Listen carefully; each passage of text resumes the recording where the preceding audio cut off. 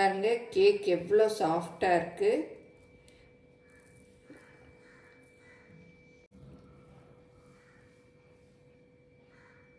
எவ்வளோ சூப்பராக ஸ்பாஞ்சியாக இருக்குது பாருங்கள். முட்டை கூட போடலை, அவ்வளோ சாஃப்டாக இருக்குது. திக்காக இல்லாமல் அப்படியே ஏரியாக இருக்குது. அப்போ தான் வந்து கேக்கு சாஃப்டாக இருக்கும். Hi friends, welcome to Annam's recipes. Christmas new இயர்க்கெல்லாம் எல்லாருமே ப்ளம் கேக் சாப்பிடணும்னு ஆசைப்படுவோம். அந்த ப்ளம் கேக்கை நம்ம வீட்டிலையே செய்யலாம். அதுவும் அவன் இல்லாமல் நம்ம வீட்டில் கடாயிலே செய்யலாம். வாங்க இப்போ எப்படி செய்யலான்னு பார்ப்போம். ட்ரை ஃப்ரூட்ஸை ஆரஞ்ச் ஜூஸில் எப்படி சோக் பண்ணுறது, அப்புறம் ஸ்பைஸ் பவுடர் எப்படி செய்கிறது, நட்ஸு எல்லாம் ஒரே இடத்துல இல்லாமல் கேக் ஃபுல்லும் எப்படி இருக்கிற மாதிரி பண்ணுறது அப்படிங்கிற டிப்ஸு ட்ரிக்ஸோடு சொல்லியிருக்கேன். ஸ்கிப் பண்ணாமல் பாருங்கள். எங்களோட ப்ராடக்ட்ஸ் எல்லாம் கமெண்ட்ஸ்க்கு கீழே டிஸ்பிளே ஆகிட்டே இருக்குது. அதில் நீங்கள் என்ன வேணுமோ அந்த ப்ராடக்டை செலக்ட் பண்ணி வாங்கிக்கலாம். எல்லாமே கீழே வந்துகிட்டே இருக்குது. ப்ளம் கேக்குக்கு தேவையான பொருள் என்னென்னு பார்த்துடலாம். ப்ளம் கேக்குனாலே ப்ளம்ஸ் நிறையா இருக்கணும். நான் வந்து இன்றைக்கி டியூட்டி ஃப்ரூட்டி இது ஒரு 50 கிராம், செர்ரி 50 கிராம் எடுத்திருக்கேன். கிஸ்மிஸ் 25, நீங்கள் எவ்வளோ வேணால் போட்டுக்கலாம்.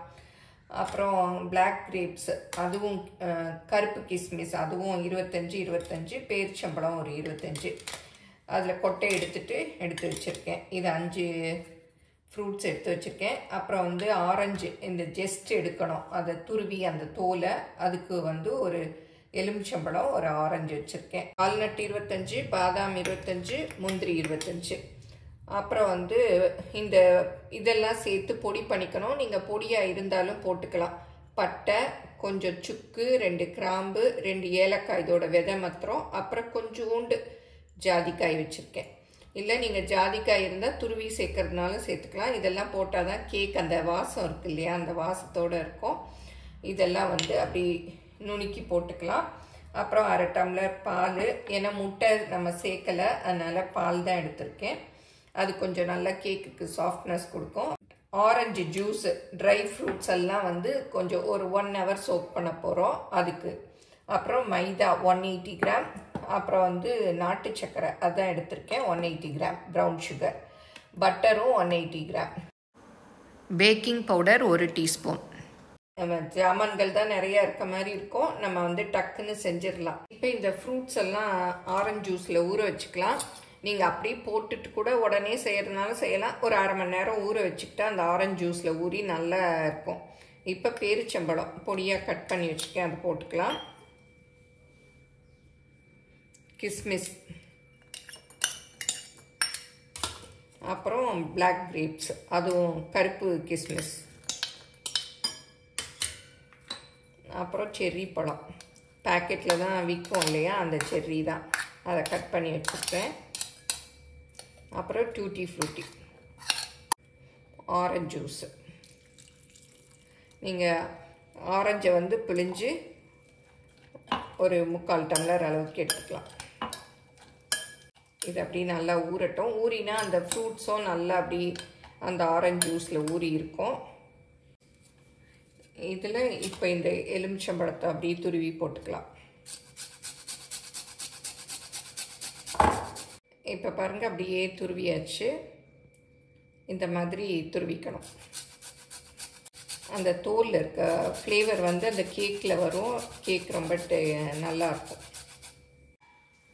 இப்போ இந்த ஆரஞ்சு தோலையும் அப்படி துருவிக்கலாம். இந்த மாதிரி ஆரஞ்சு வாங்கிக்கங்க. நம்ம கமலா ஆரஞ்சு தோல் வந்து இந்த மாதிரி துருவ வராது. இல்லை உங்கள்கிட்ட இல்லைன்னா விட்டுடலாம். இந்த ஆரஞ்சு தோல் வந்து 1 ஸ்பூன் வர்ற அளவுக்கு துருவி போட்டுக்கங்க. ஆரஞ்சு தோல், எலுமிச்சம்பழத்தோல் ரெண்டும் வந்து துருவியாச்சு. இதை நல்லா மிக்ஸ் பண்ணி விட்டுறணும். ஆரஞ்சு துருவ வரலைன்னா இந்த மாதிரி தோல் எடுத்துக்கங்க. எடுத்துட்டு குட்டி குட்டி பீசஸாக கட் பண்ணி போட்டுடலாம். கொஞ்சம் போதும், இந்த அளவுக்கு போதும். இந்த மாதிரி பொடி பொடியாக கட் பண்ணி போட்டுக்கலாம்.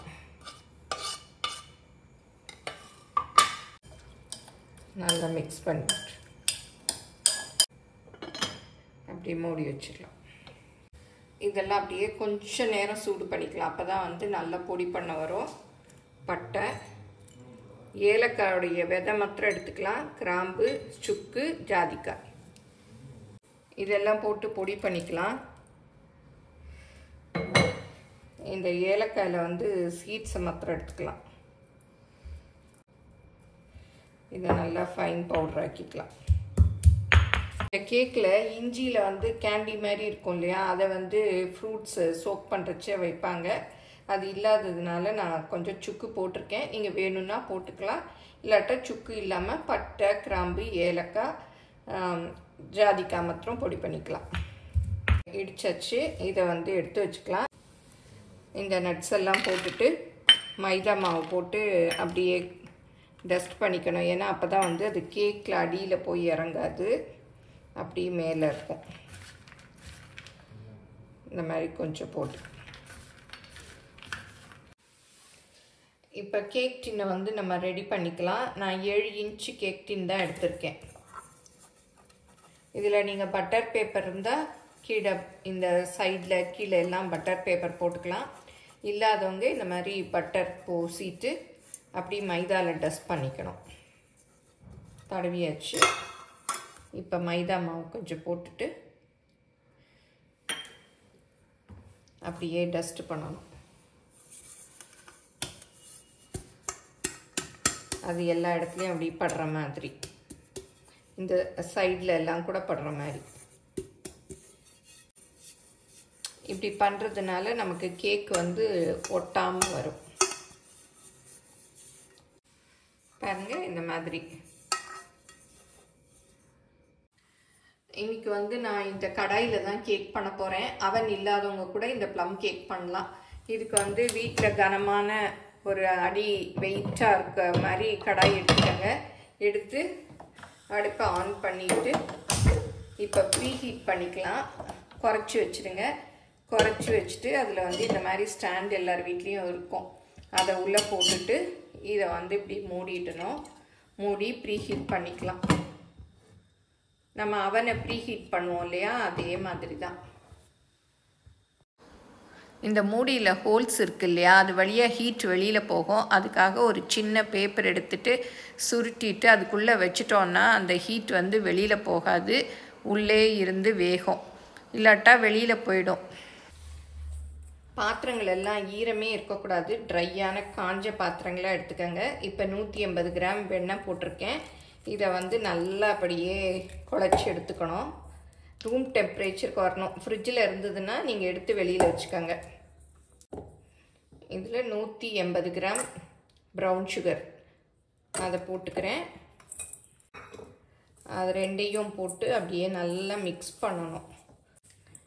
இந்த பட்டரும் ப்ரௌன் சுகரும் நல்லா அப்படியே க்ரீமியாக வரணும். அந்த அளவுக்கு நம்ம மிக்ஸ் பண்ணிக்கணும். நீங்கள் கேக் பண்ணுறதுக்கு விப்பர் இருந்தால் அதில் கூட பண்ணிக்கலாம். இப்போ பாருங்கள் நல்லா குழைவாக வந்துருச்சு. இந்த ப்ரௌன் சுகரில் கட்டிலாம் இருந்ததுன்னா நீங்கள் மிக்சியில் போட்டு அப்படியே கொஞ்சம் கரகரப்பாக அரைச்சிட்டு போட்டுக்கிட்டிங்கன்னா நல்லா கரைஞ்சிடும். இப்போவே பாருங்கள் நல்லா வந்துருச்சு. அப்படியே நம்ம பண்ண அப்படியே இலகிட்டு வந்துடும். இப்போ ஃப்ரூட்ஸ் எல்லாம் ஊற வச்சோம் இல்லையா, ட்ரை ஃப்ரூட்ஸு, அது ஒரு அரை மணி நேரம் நல்லா ஊறி இருக்கு பாருங்கள். இதை வந்து இப்போ இதில் போட்டுக்கலாம்.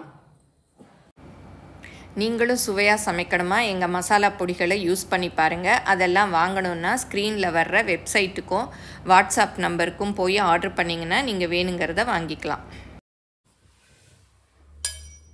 இந்த ஊறி இருக்கிறதெல்லாம் நல்லா மிக்ஸ் பண்ணி விட்டு இதில் சேர்த்துக்கலாம். நிறைய பேர் இந்த ஃப்ரூட்ஸ் எல்லாம் ட்ரை ஃப்ரூட்ஸ் எல்லாம் கிறிஸ்மஸ்க்கு ஒரு 10 நாள் முன்னாடியே கேக் செய்யறதுக்காக ரம்மில் ஊற வச்சுருவாங்க. ரம் இருந்ததுன்னா நீங்கள் ரம்மில் கூட ஊற வச்சுக்கலாம். நான் வந்து இன்றைக்கி ஆரஞ்சு ஜூஸில் ஊற வச்சுருக்கேன். இதை நல்லா மிக்ஸ் பண்ணிக்கலாம். இதையும் நல்லா மிக்ஸ் ஆயிடுச்சு. இப்போ இதில் மைதா மாவு சேர்த்துக்கலாம். இதெல்லாம் இந்த மாதிரி சலடையில் சேர்த்துக்கிட்டோன்னா அப்படியே விழுந்துடும். இப்போ பட்டை, கிராம்பு, ஏலக்காய், ஜாதிக்காய்லாம் இடித்து வச்சோம் இல்லையா, அந்த பொடியும் சேர்த்துடலாம். 1 டீஸ்பூன் பேக்கிங் பவுடரும் சேர்த்துடலாம். இப்போ இது எல்லாத்தையும் நல்லா அப்படி மிக்ஸ் பண்ணி விட்டுடலாம். நீங்கள் தனியாக சலிச்சிட்டு சேர்க்கறதுனாலும் சேர்த்துக்கலாம். இந்த பட்டை கிராம்பு ஏலக்காய் பொடி போடவும் அந்த ப்ளம் கேக் வாசம் அப்படியே வந்துருச்சு இப்போவே.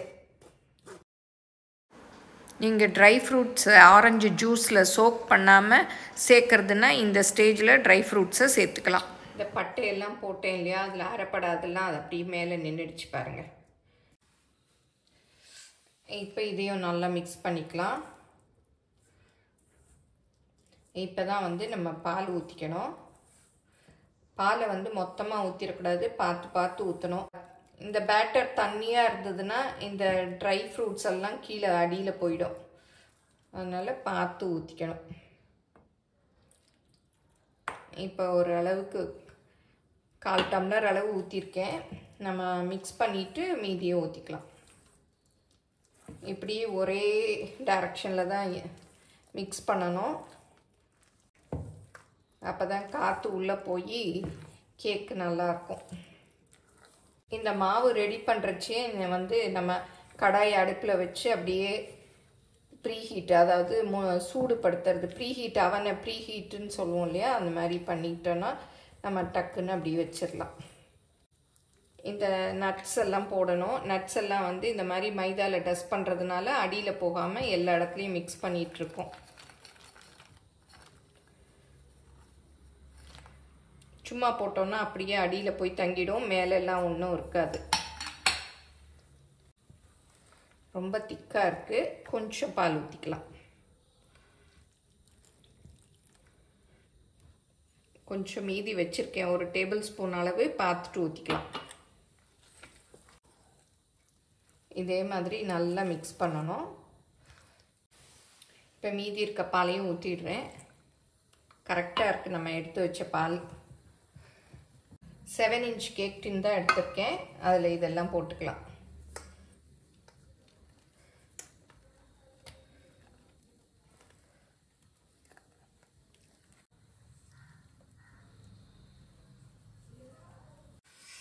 இப்போ எல்லா மாவையும் இதில் வச்சாச்சு. இந்த மாதிரி டேப் பண்ணிடணும். ஏன்னா காற்று உள்ளே இருந்ததுன்னா அப்படி வெளியில் வந்துடும். இப்போவே பாருங்கள் நல்லா சரியாயிடுச்சு. கொஞ்சம் அழகுக்கு ஏதாவது நட்ஸ் வைக்கலாம்.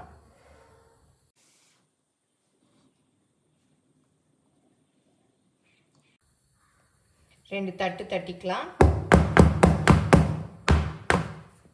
இப்போ இதை அப்படியே கடாயில் வச்சு பேக் பண்ண வேண்டியதுதான். இப்போ பாருங்கள், ஒரு 10 நிமிஷம் முன்னாடியே வச்சிட்டோம் இல்லையா, நல்லா சூடு வந்துருச்சு. பார்த்து வைங்க. இதை அப்படியே உள்ளே வச்சிடலாம்.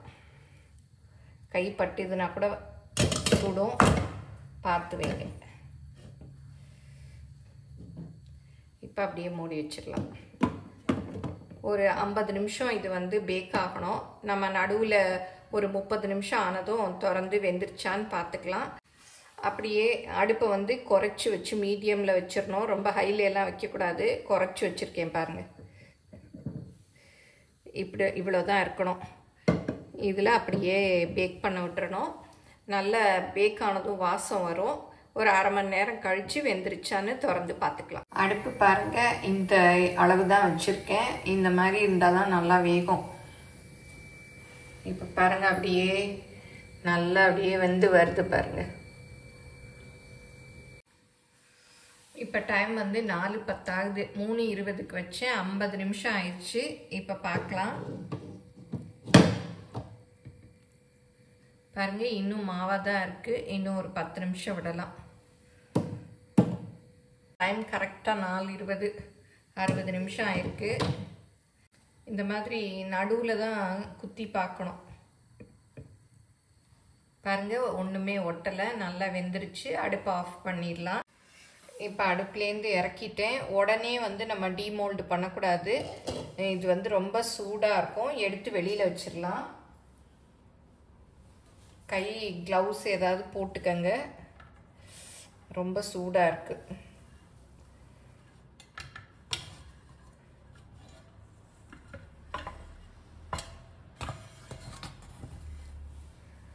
இப்போ உடனே நம்ம டீமோல்ட் பண்ணோன்னா கேக் பிஞ்சிட்டு வந்துடும். நல்லா ரூம் டெம்பரேச்சருக்கு வரட்டும். பாருங்கள் இப்போ நல்லா கொதிக்குது.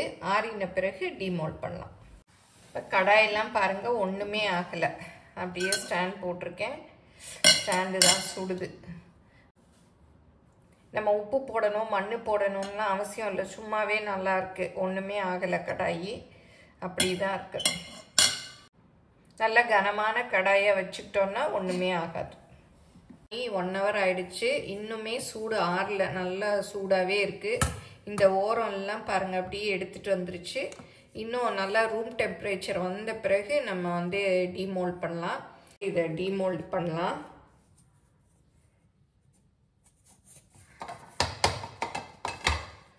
பாருங்கள் சூப்பராக அப்படி வந்துருச்சு. நான் ஒன்றுமே பண்ணல, சும்மா தட்டுனேன் அப்படியே வந்துருச்சு. அப்படியே எடுத்துடலாம்.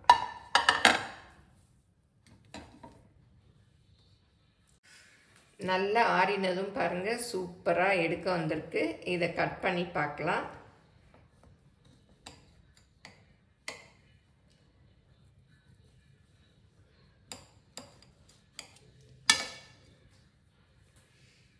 பாருங்கள் சூப்பராக வந்திருக்கு. கொஞ்சம் அந்த பிட்ஸ் எல்லாம் சாப்பிட்டு பார்த்தேன். டேஸ்ட்டு வேறு லெவலாக இருந்தது. எக்கெல்லாம் சேர்க்காமையே பாருங்கள் எவ்வளோ சாஃப்டாக எவ்வளோ நல்ல ஸ்பாஞ்சியாக இருக்குது கேக்கு. இந்த ப்ளம் கேக்கை நான் சொன்ன இந்த டிப்ஸோட ஃபாலோ பண்ணிங்கன்னா கரெக்டாக வரும், பர்ஃபெக்டாக வரும். எல்லோரும் ட்ரை பண்ணி பாருங்கள். பிடிச்சிருந்தால் லைக் பண்ணுங்கள், உங்கள் ஃப்ரெண்ட்ஸுக்கும் ஷேர் பண்ணுங்கள். ஃபேஸ்புக் இன்ஸ்டாகிராமில் அனம்ஸ் ரெசிபீஸை ஃபாலோ பண்ணுங்கள். தேங்க்யூ.